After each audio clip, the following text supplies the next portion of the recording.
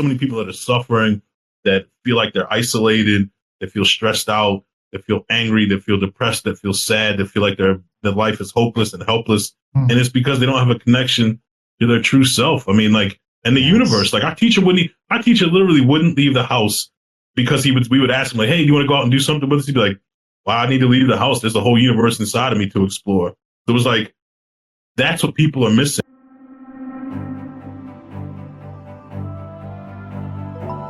Hello and welcome to the Psychology Podcast. Today we welcome Ali Smith, Atman Smith, and Andrés González on the podcast. Brothers Ali and Atman met Andrés at the University of Maryland College Park. During the last semester, the trio spent a lot of time reading books on spirituality, philosophy, history, politics, and other related topics. At the same time, they began their yoga practice and developed it under the guidance of Ali and Atman's godfather.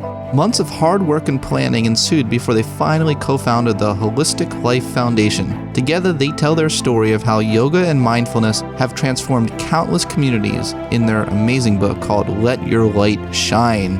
I love that title so much. In this episode, I talked to Ali, Andrés, and Atman about mindfulness and education. For 20 years, they've been teaching yoga and wellness to underserved kids, resulting in a decrease in suspensions and fights and an increase in attendance and grades. But it's not just about the numbers. For these gentlemen, what matters even more is changing the school's culture to become a loving and empathetic space for all by teaching stillness and introspection. I had so much fun chatting with these guys. They are so compassionate, caring, and freaking cool. I can't wait to hang out with them more. I know after listening to this podcast, you're going to want to hang out with them more as well. So without further ado, I bring you Ali, Andrés, and Atman. Hey guys, I'm so glad to have you here on the Psychology Podcast. How you all doing? Don't all talk at once. It's great to be here. Thanks for having us. Yeah, thank you so much for having us. It's really an honor to be on here. Definitely is. It's an honor for me. I read your book, Let Your Light Shine, How Mindfulness Can Empower Children and Rebuild Communities. And I, page after page, it filled me up with hope. Filled me up with hope for humanity. Oh man, we need this way of thinking so much more in our society right now. I thought we could kind of just start with going one by one, and each one of you just introduce yourselves to our audience and why you got into this at all. I mean, we can start random here. So Ali Smith, tell me about yourself. So I'm Ali. I'm from Baltimore. I got into this stuff because my dad decided that me and my brother were going to get into it. We didn't really have a choice. He was a coach. He was a tough dude. He was a disciplinarian, but he was also the one that taught us to meditate. So when we were kids, he forced us to learn how to meditate. He was practicing TM at the time, transcendental meditation. So that was what we practiced at home. We joined a church that was a Self-Realization Fellowship Church. And it was the Divine Life Church of Absolute Monism at the time, and became the Divine Life Church of Absolute Oneness. So we meditated in church. We did subjective meditation there, Kriya Yoga stuff, and then got out of our practice when our parents got divorced. But our godfather, who we've known since we were born, was one of those people that got into yoga in the 60s and never got out of it, and decided that we went to him and asked him to teach us. He said, yeah. And then we just started soaking it up from there. So I think it was all these different moments in my life that were kind of leading towards doing something with contemplative practice, yoga, meditation, breath work, and sharing it with people. That's strong. So wait, who's Uncle Will? Is that Uncle Will? Yeah, that's our godfather. His Will Joyner was Uncle Will, right? Yeah, Uncle Will. Yeah, he's our godfather. I want to make sure I'm thinking of the right person. Yeah. Yeah, you'll hear us say Uncle Will a lot probably during the time we're talking with you, and when we hang and we come hang in person, you'll hear us talk about Uncle Will a lot. He was one of our favorite people. He was our teacher. He was one of our best friends. He was our homie. He was our mentor. There was a lot that our relationship was with him. I love it so much. And then let's go to Atman Smith. Tell us about yourself. Well, Atman Smith from Baltimore. And just to build off of what Ali was saying, one of the main foundations of what we do is the yoga and meditation, but it's about being an entrepreneur as well. Our father pushed all three of us, Andy and, Ali and myself. Me and Ali are brothers.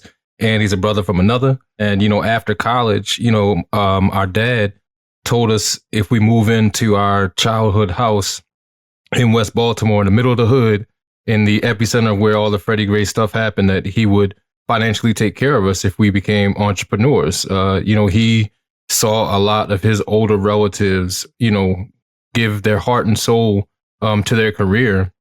And then at the end of it, their jobs just kicked them to the curb and, didn't honor a lot of agreements, that a lot of benefits and, a lot of other things. And, whenever they wanted to, they could just fire his relatives. So he knew that he didn't want us to go that route. And one thing he used to always stress to us is that, you want to be the check and not earn the check. And, we didn't know how we were going to become entrepreneurs. We just knew that, we wanted to work for ourselves. We wanted to help the planet. And, our dad wasn't too excited that, we wanted to go the nonprofit route when we became entrepreneurs. But, that's what materialized out of our minds and hearts was, creating a nonprofit to be able to help. It started off as underserved communities. Now, we help anybody and everybody. And, the reason why we got into that, we saw this commercial where there was this guy named Matthew Lesko, and, he had a whole bunch of questions on he looked like a mad scientist. And, we were in my crib reading books and, looking at documentaries, and there was a commercial on, and it was him. And he was like, do you want the government to pay for you to write a book, to do this, to do that? We looked at each other like, holy shit, that's what we're going to do. We're going to get the government to pay for us to save the planet. And, in our mind, that's what was going to happen. We were going to save the planet.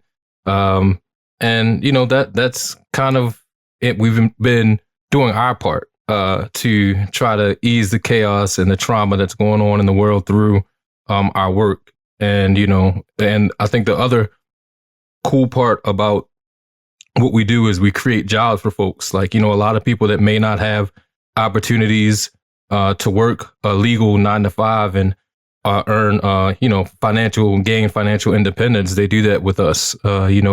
We teach them about financial literacy, teach them, professionalism and a lot of other things that go into making a successful employee.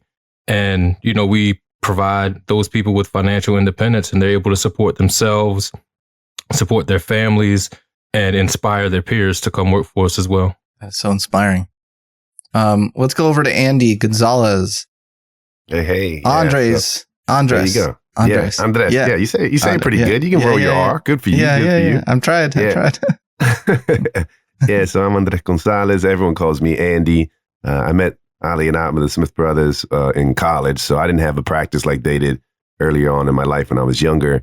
I came from a Puerto Rican family. So, love and family, that is really, really big in our culture and in our household. So I did have that basis. And I think that that's what really echoes through as I grew up longer and longer, or as I got older and older, that love was always something that was around us. And I think that's something we really focus on with Holistic Life Foundation, or just all the work that we do when we're going out and try to share these techniques. And, a big reason why I got into the practice was because, I was hanging out with Ali and Atman, and like they had said, just to echo what they said, kind of, we saw a lot of suffering in the world and we wanted to do something about it.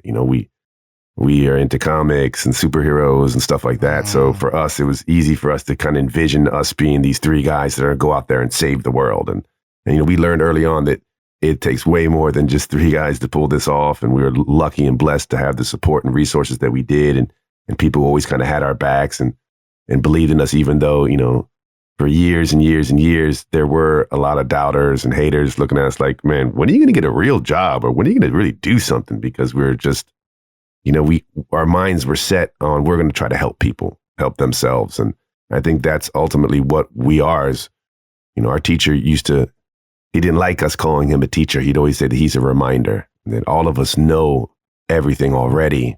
We just kind of forgot it, right? And if we can start getting people to remember that light within them, like the book says, and letting it shine, that real infinite self of who they are, and seeing themselves in anything and everything around them, that their life changes, and it's a transformation that occurs, and it makes you see the world differently and treat people differently, treat the environment differently, and understanding that we're all interconnected and that we're all one. And if we can remind people this, then hopefully it'll make it easier for us to unite and be this one entity that we all truly are. So it's been a crazy ride. I don't think when we met and we were hanging out in college, I mean, we were party animals, that we would have taken it to where we are now. You know what I mean? Like the transformation occurred within us, and we were like, man, we got to give this to everybody. And, you know, we always say to people, you know, we didn't make any of these techniques up. You know, these are things that have been around for thousands and thousands of years.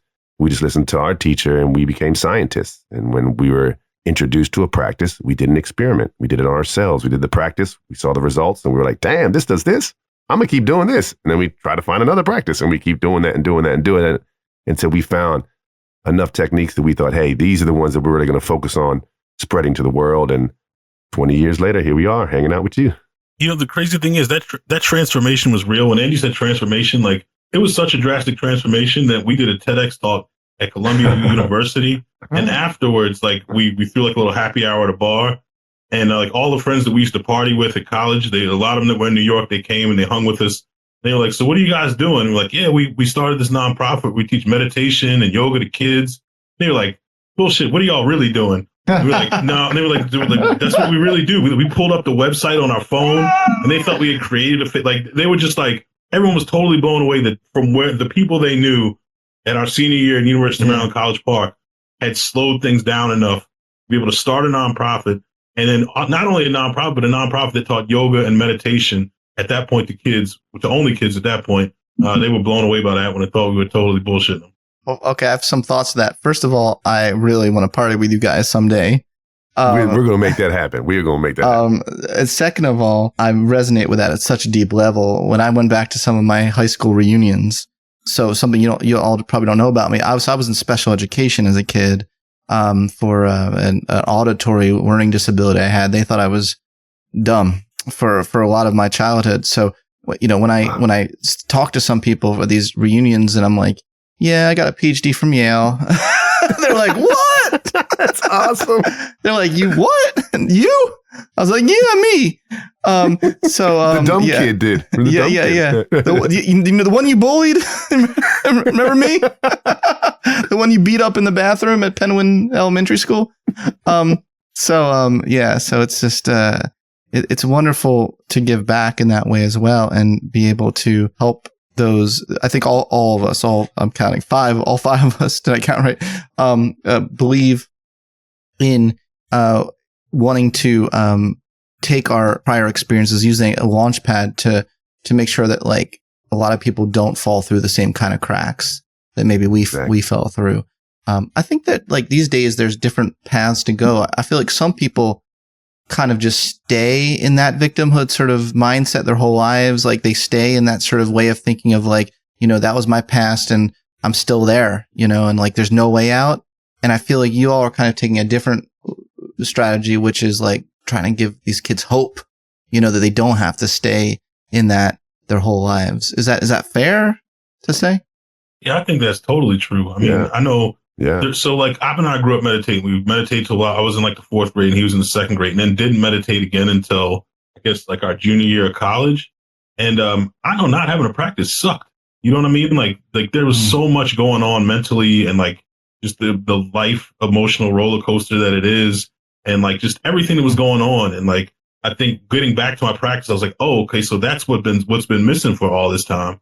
And I think we wanted to give that to as many people as possible. It was like when we were in our teacher's hands, like Uncle Will's hands, like later on when we were finishing up college, like it's kind of like starting over. Like as I started practicing more, some of it started to come back to me. Like when we first sat down with him, it was like hitting the reset button and trying to learn all these practices from the beginning. And it was like such a profound change that it was like, man, we got to share this practice with everybody, like as many people as possible. Cause like, this is what people are missing in their lives. So many people that are suffering, that feel like they're isolated, that feel stressed out, that feel angry, that feel depressed, that feel sad, that feel like their life is hopeless and helpless. And it's because they don't have a connection to their true self. I mean, like, and the universe, like our teacher literally wouldn't leave the house because we would ask him like, hey, do you want to go out and do something with us? He'd be like, well, I need to leave the house. There's a whole universe inside of me to explore. So it was like, that's what people are missing. Like you're connected to everything, but you don't know how to get there and you don't know that it's there. So I think that's what we want to give kids, because a lot of the kids we work with in these traditionally and like historically underserved communities, like if they were only connected to their physical environment, it would be a miserable, hopeless and helpless situation with a lot of fear, with a lot of anxiety. with a lot of anger. And why not give them something bigger to connect to? So that once they can connect to something bigger than their neighborhood, then they can start to dream on a bigger scale and do different things with their lives and have a lot more peaceful and loving existence. I don't think I could have said that any better. Yeah, and going back to you were saying about kids getting caught in past experiences and stuff like that kind of blocks their forward progress in life. There's this quote that our teacher used to always tell us. He used to say that the past brings up fear and anger. The future brings out anxiety. Focus on the now because that's all there really is.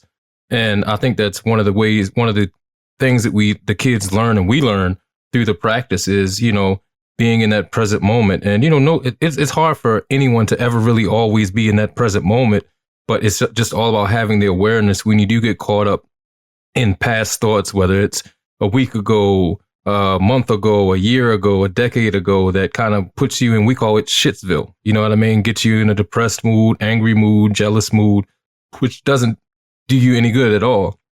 Or if you're worried about the future, worried about, am I in the right career? Am I, doing the best that I can be? Instead of just focusing on right now and excelling in whatever way you can in this present moment, And I think that's what one of the things that the practices does for people is it allows them to be in that present moment, let them know when they slip and they're in the future or the past, and gives you techniques to get back, push reset on your mind and get back to that present moment. And then also, physical practices. Sometimes, people go through trauma, get stored in the body, and their body's not a safe space. The physical practices that we teach helps release that trauma, makes their body a safe space. And then we go into the breathing, which kind of slows your mind down so you can actually get the most benefit out of meditating and connecting to that universal center that Ali was talking about. Yeah, I read somewhere that you guys want to create an oasis in the school. Can you kind of unpack what that means a little bit? And the way I see it, a big part of that is giving these kids tools to deal with the adversity in their lives, as opposed to shrinking away from it and getting disconnected from themselves. But yeah, is that along those lines? Yeah, definitely. I mean, just imagine when you were in school. I know when I reflecting when I was in school, it's a long ass day. Right? They put you in there from the morning to the end, and you're supposed to just stare at teacher after teacher, learn lesson after lesson.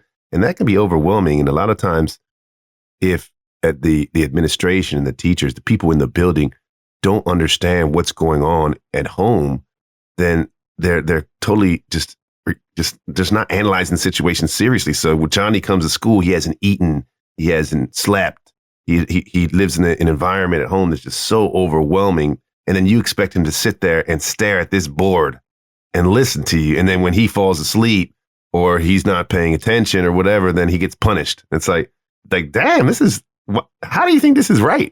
So what we wanted to do was to create, like you said, an oasis in the school that allows the students and the staff to go there when they need to take a break, to take a moment for themselves, and the goal was to make it feel completely different than the rest of the school. So when we put these rooms together where we have the Himalayan salt crystals, we have the oils diffusing, we have cushions and zafus and little chairs and these posters and water fountains, and just so when you walk by the room, you're like, what is going on in there? And you want to be able to kind of feel that essence of being, of peace, of tranquility when you walk into that room. And I think, ultimately that's what we were trying to do. We were trying to create that space. And then when they come in and they do come into the room, that's when we can give them tools and techniques to deal with that adversity you were talking about that allows them to find that same peace and tranquility within themselves, wherever they're at, right?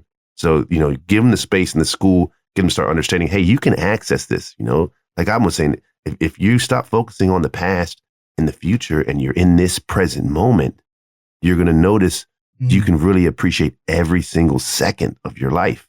And then understanding that they are going through so much, we're like, hey, I got you. Like, how about next time you're faced with this adversity, try this breathing technique and it'll pull you back to center, or try this meditation and it'll get you back to being present and in this moment. And, that's the goal, is to keep kind of putting that into their heads and letting them know that they're capable of self-regulation. They're capable of bringing themselves back to center whenever they need to. And it's tough because, if no one ever told you that, then you just assume that, man, life sucks and I can't deal with this shit type stuff. You know what I mean? Like, it's so easy to think that way. But what we try to do is create that feeling, and really also, that program that we have, it's called our Mindful Moment program. It really focuses on removing punitive practices. So there's a viral article that went out for a while. It was like, school changes detention to meditation. And that was our program where instead of punishing the kid for what's going on in their lives or in the moment, you can send them to the room and we can give them tools and techniques that'll help them at that moment and for the rest of their lives. One thing about that program, I think the coolest thing about that program is, like, you see the kids changing, you see the school start to change. But when you look at the cold, hard numbers, like, the program works no matter where we set it up. There's a school in the center of where the Freddie Gray uprisings happen, like where they haven't had a suspension for like 7 or 8 years there. There's another school called Fort Worthington. Year before we got there, I think they had like 150 something suspensions. After year one, that number was down to around 57, I think. And after year two, the suspension number was down to 13. And no matter where we go, like, we go around and we train people to be able to do this program. So, like, if anybody wanted a program set up, we could show them how to set it up the right way, show them the paperwork, everything, the referral rules, how to track the data, and it will work on reducing suspension numbers. It's helped with ACT scores. It's helped with attendance. It's helped with reducing fights at schools. But I think the coolest thing is the energy of the school changes. The first place we started this program, the school called Patterson High School with Vance Benton, Dr. Vance Benton now, who's like our brother. Yeah. He's a real good dude. He set us up with the program. We knew we were in the right place when we walked into the principal's office, into his office, and he mentioned he said a Yoda quote, and we're huge Star Wars fans. So it was like, all right, we're in the right place. So this is our school, and like, we went there. The program went well, and then it was just like, all the numbers got better. But he noticed one thing, that he went to another school and he could feel the friction and the tension and the anger in the air. And then he went back to his school and he could feel the calmness at his school. And he was like, maybe there's more to this program than just these numbers. Like, energetically, my school feels a lot different than the schools where this program isn't. Yeah, I remember another story that he told us, just an observation, like, things don't happen overnight, but, we changed the school culture with having that program implemented in school. But he said, we have a number of staffing the room all during the school day, but sometimes they have to go out and work with some of the teachers or the administrators or entire classes. So, on very rare occasions, the room is empty and it's locked, and kids can't go in there, even if they're in crisis, because we don't have anybody staffing it. He said that one day when he was coming into the school, he saw a kid who was in crisis just walk to the door. It was locked, so he sat down and just started doing his breathing and meditating and, getting himself back to homeostasis. That's the beauty of the practices. It allows kids to learn the tools to be able to self-regulate.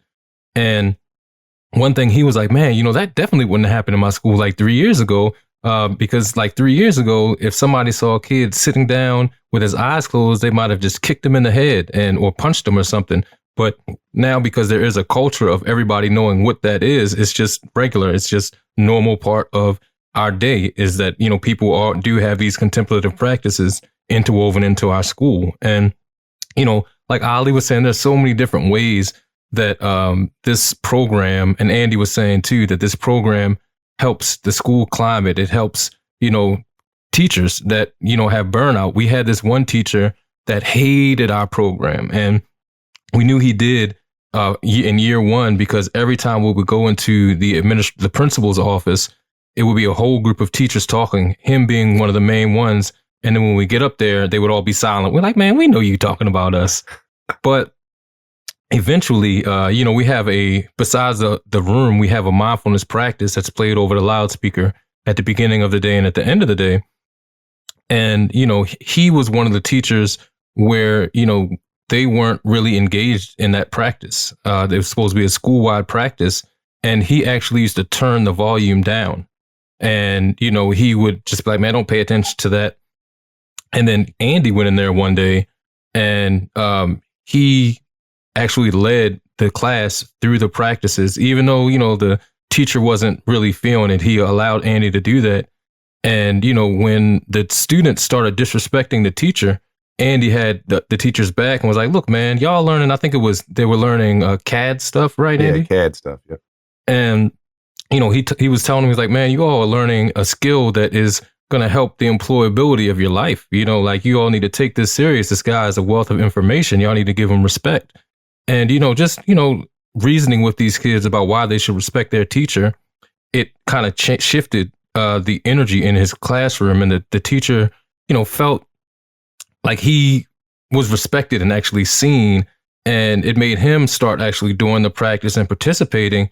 And that dude went from, he would tell us, I can't wait to retire. I'm getting out of here this year. I can't stand these kids, to 10 years later, he's still teaching because he has a contemplative practice. And, he went from wearing all black clothes to wearing like floral print shirts and giving us huge hugs. And, so the program not only helps the students, but it helps the teachers and administrators as well. Wow. And that works both ways as well. So the teachers having more respect for the students, even maybe the trouble students, you talk about the reciprocal teaching model. Could you kind of elucidate a little more on what that means? Yeah, when our teacher taught us, when we went to him and asked, the first time we went to Uncle Will, we were like, hey, can you teach us this yoga stuff? He was like, I don't want no devotees. I'm only teaching teachers. He believed in teaching people to be able to share the practice with others. It was all about, former Black Panther. He was about empowerment. They wanted to empower us with the practice so that we could use it to teach other people.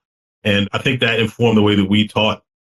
We didn't even know it was reciprocal teaching until our buddy Heather actually told us that we were using reciprocal teaching. So then we started using the term reciprocal teaching, but it was like what we knew, like, hey, like we need to empower these kids with the practice. We need to show them how to do this. So they can share with other people.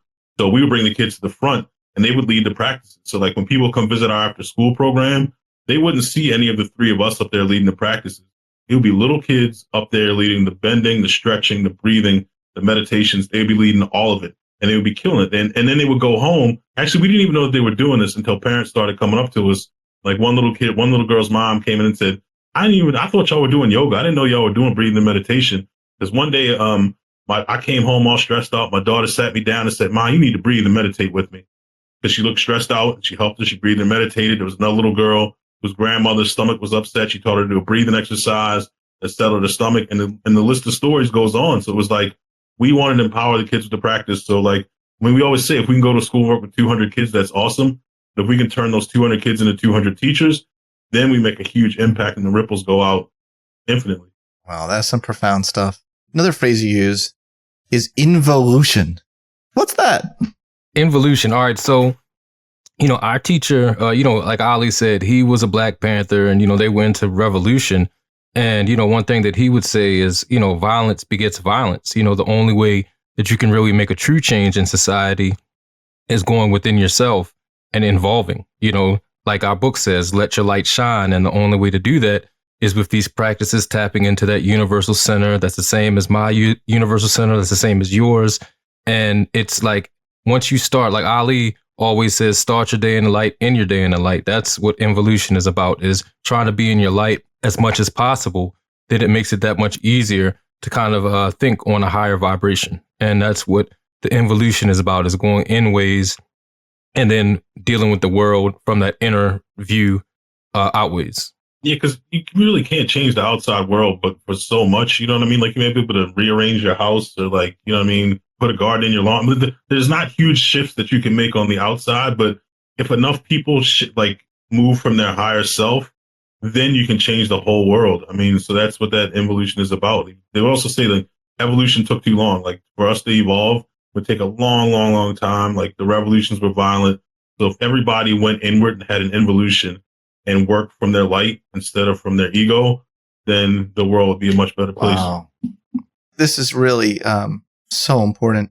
There's obviously there are systemic injustices, right? There's systemic racism. Someone could listen to what you're saying and say like, well, shouldn't we, a lot of people create this false dichotomy, right? That it's like, well, shouldn't we just focus on all of that first and not worry. It's a privilege to worry about involution. This is not my belief. This is not my belief, but I'm just saying, like, someone, what do you say to someone who thinks in such black and white terms where they say that to you? How do you respond to that?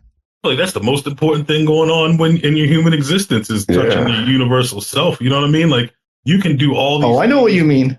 Yeah, I know you know what I mean. But like, I feel like that. Like, I feel you, brother. I feel you, brother. Like, what else are we here for? Like, we're here to express our universal self, whether we do it this time or in 10 lifetimes or 100 lifetimes. You know what I mean? Like, that's the goal of being a human. Like, you experience the highs and lows of being a human. You experience all the feels. You experience everything that there is to offer with gratifying your senses, and none of it makes you happy. Like, you end up miserable trying to go outward, but like, the whole thing is about touching your true self, experiencing it, letting it shine, not just on your meditation cushion or on your mat, but like out into the world so you can inspire yourself and inspire other people. So, I mean, all that stuff is important because we are humans. Like, you can't ignore it. It's not going to go anywhere.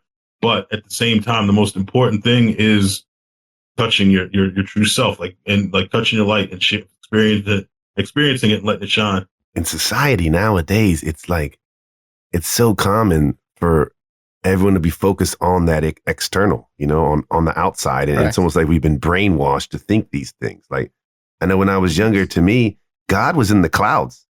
Like, he wasn't even attainable, right? He's like so outside and far away from me and the only way I could have a relationship was through a certain person with him. Like, I needed a middleman to be able to get me to communicate with these type of things. And when you start really seeing the world for what it is and beyond, this external stuff, and you start going inward, that's where the real stuff is. That's where the truth is. That's like your real self, and it's amazing to me how often people are so focused on, like Ali was saying, on the material, on the senses, on the ego. And those are parts of you, but that's not your real thing.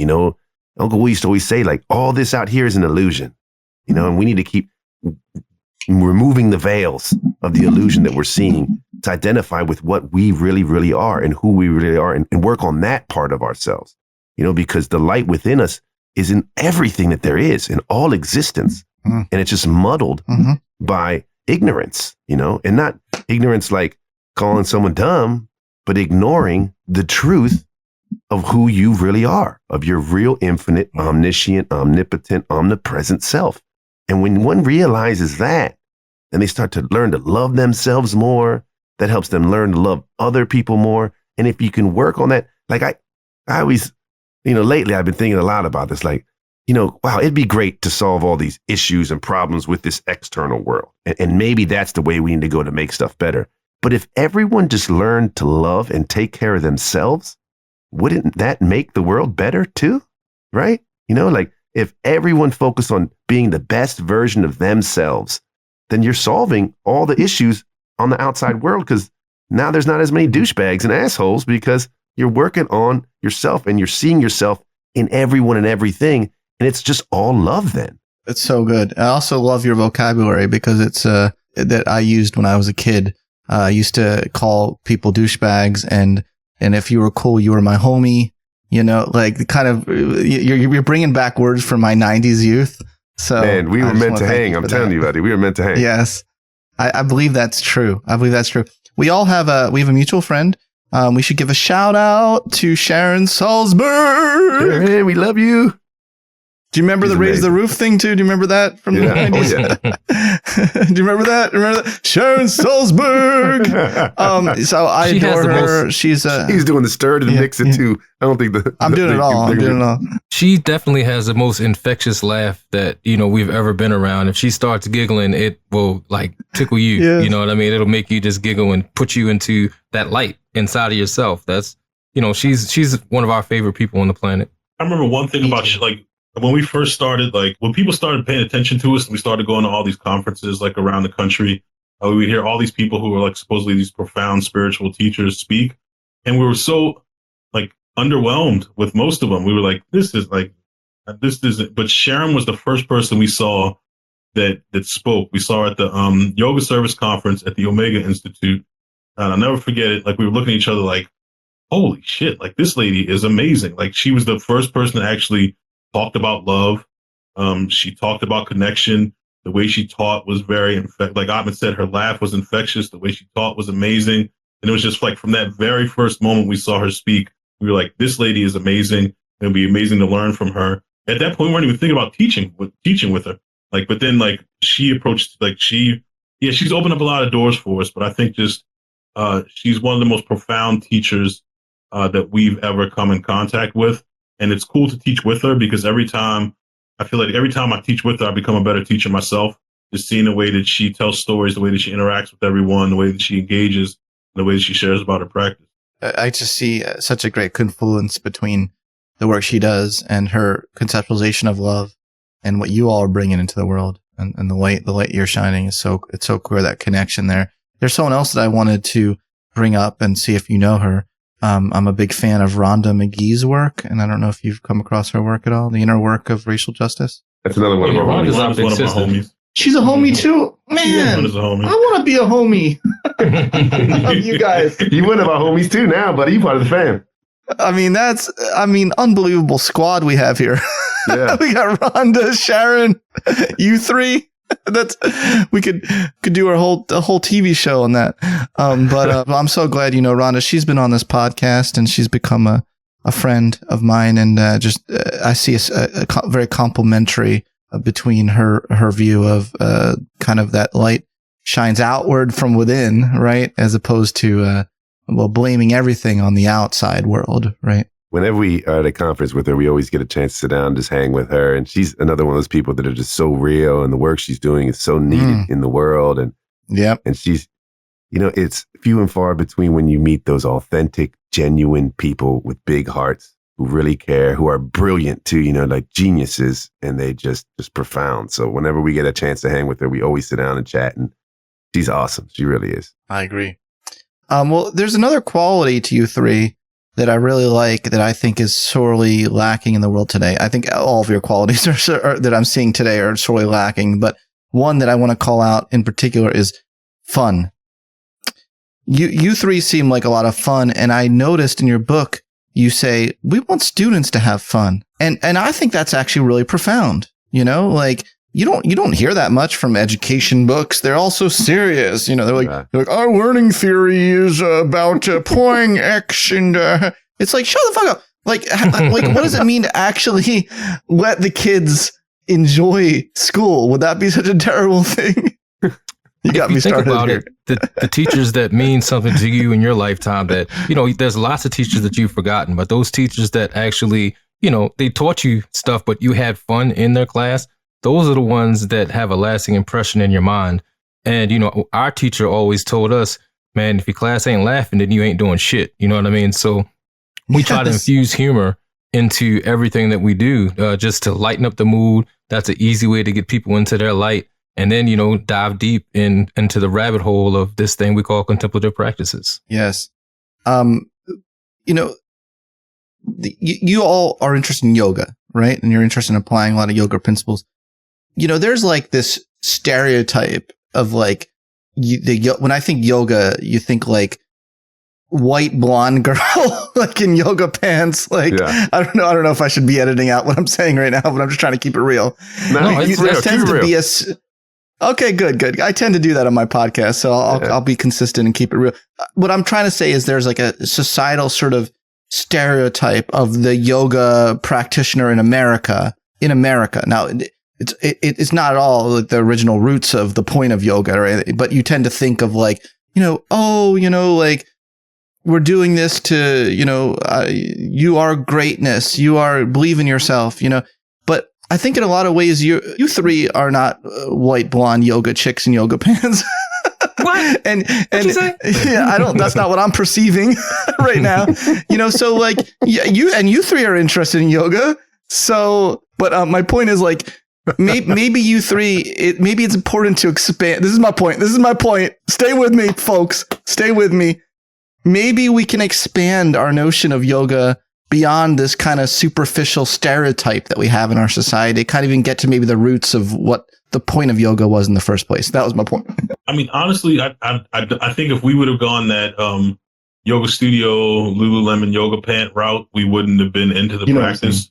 I know exactly. So you know what I'm saying. I'm there with you.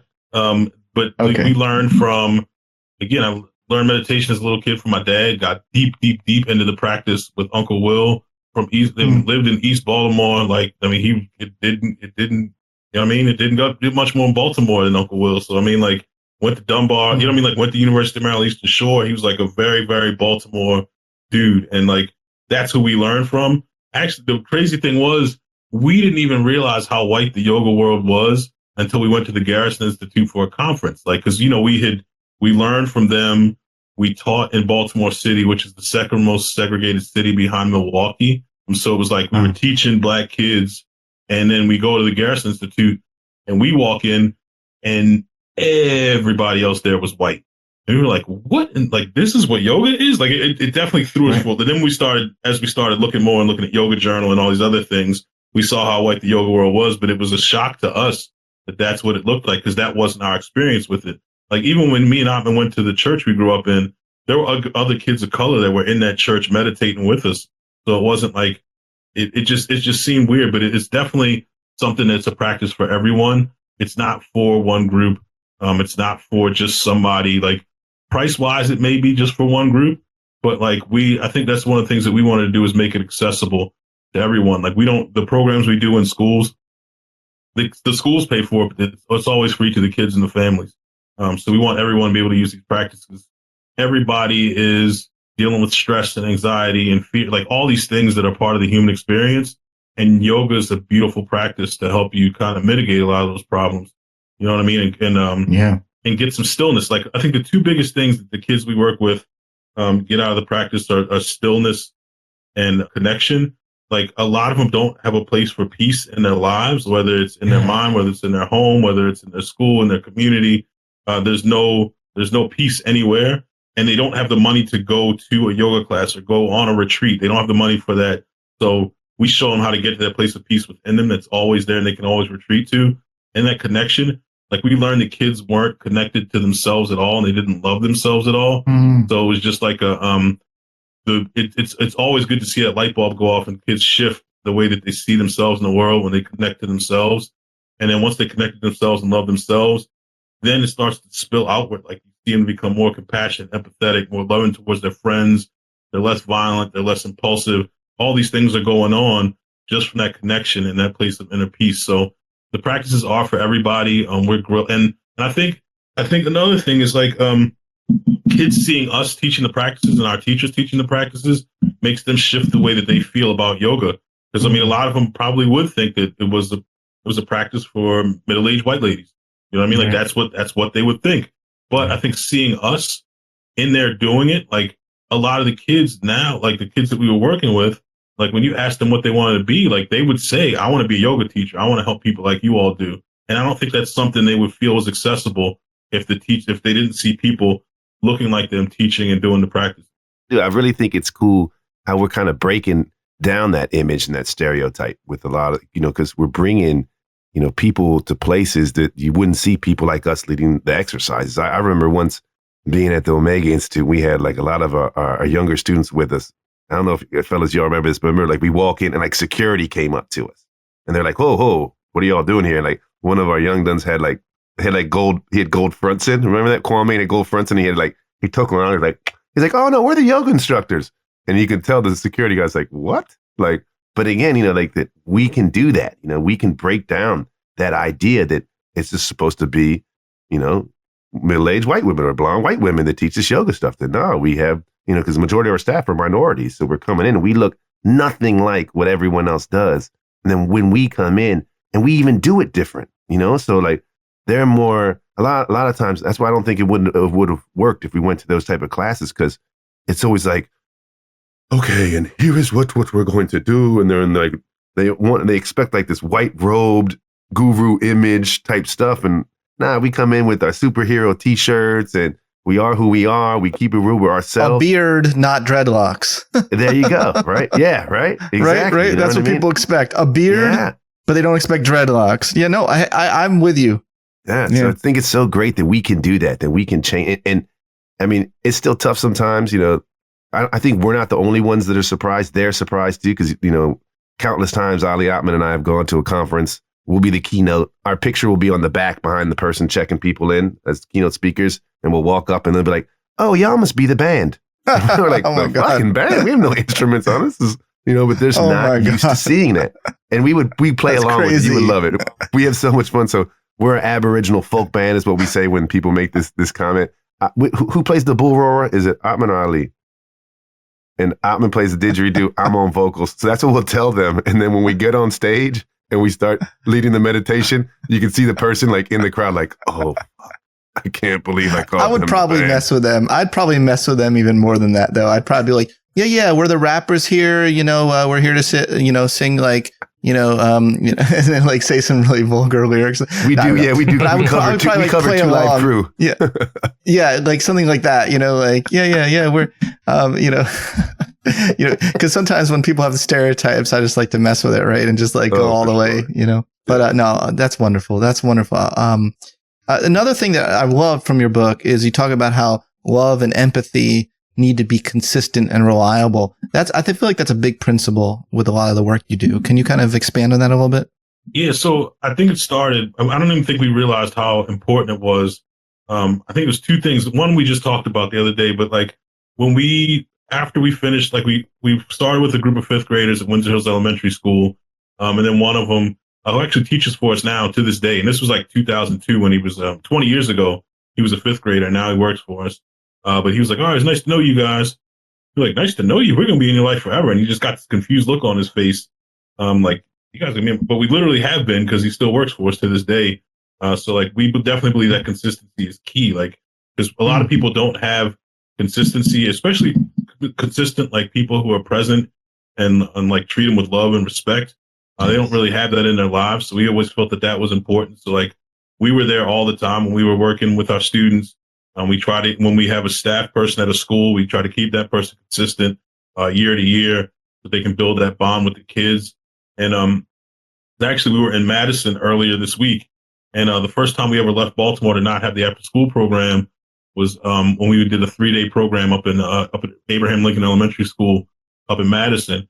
And when we got back that next Monday, the kids were like, oh, you guys got locked up, huh? You're like, what do you mean we got locked up? And they were like, I mean, why else would you guys not be here at the after school program? Like, you guys are here every day. So it was just like, that would be the only thing, the reason they would see we weren't there. And they knew we loved them and cared about them so much that they would expect it. But consistency is the key. Like, I mean, like it helps those kids to break down. Like, a lot of kids have walls built up because they don't have people who are consistent. Like, they may have a teacher that cared about them, but teachers get burnt out. They might transfer or they go to the next grade. The next teacher might not, or they might have a mentor, a mentoring program that might be around for a little while and then might disappear. But I mean, we're with our kids, like there are kids that go from our elementary school, our after school program to our mentoring program to a workforce development program and then workforce. So there's just kids that we've known pretty much their entire lives that are working for us now. And even the kids that don't work for us, some of them have worked for us and they're doing other things now. Others still stay in contact with us. So they know that we're like, even our cell phone numbers. I have the same cell phone number since like 1997. You know what I mean? Like, so like they know how to find us. They know how to track us down. So it's like they know that they're going to get consistency from us, and it's important. It's important in relationships. And love too. I know you mentioned love. Love is, we always say it's the most powerful force in the universe. And our teacher, every time I hear love, I can always see him saying like LOVE, LOVE, the way he would say it, and he would just. For us, that's a big thing of who we are is seeing the light, knowing that there's that light within you, seeing it in everyone else, and then loving them because they're just you. And I think that's something we really embody. And people say to us sometimes when the three of us walk into a room or a conference that they can feel the love like exuding from us, just permeating out of our beings. And we used to say, that's what we're trying to do. We're trying to make love zombies, that we're trying to infect people. I love with that love, chapter. Yeah. Right. So that they can go out and infect more people, and we can keep just spreading this love throughout the world. And the more and more the love happens, the easier it is to see it, to witness it, to be engulfed by it. One phrase Uncle Lee used to always say, he's like, the world's like an ocean of love, and you can like dip your toe in it, you can take a sip of it, or you can just dive right in. I feel like we're the type that we just dive right in. I love that so much. I think we probably should end on that note. So it's such a beautiful tone. Unless any of you want to add to that. I bet Yeah. No. Okay. So then let's good. Then let's end on that. And I just want to thank you all so much for coming to my podcast. I liked you guys instantly, and I love your soul, and I love your way of being in this world. It's just incredible. It resonates at such a great frequency. So I just want to encourage you to keep doing the work you're doing, and let me know how I can help. Yeah, man. Awesome. Thank you, awesome man. to be here, bro. For real. It's likewise what you said right away. Just, when we were just before setting up, just laughing and talking like, this dude is super cool. We gotta hang when we are around you. We're going to make sure we link up and we're going to party. I'd love to.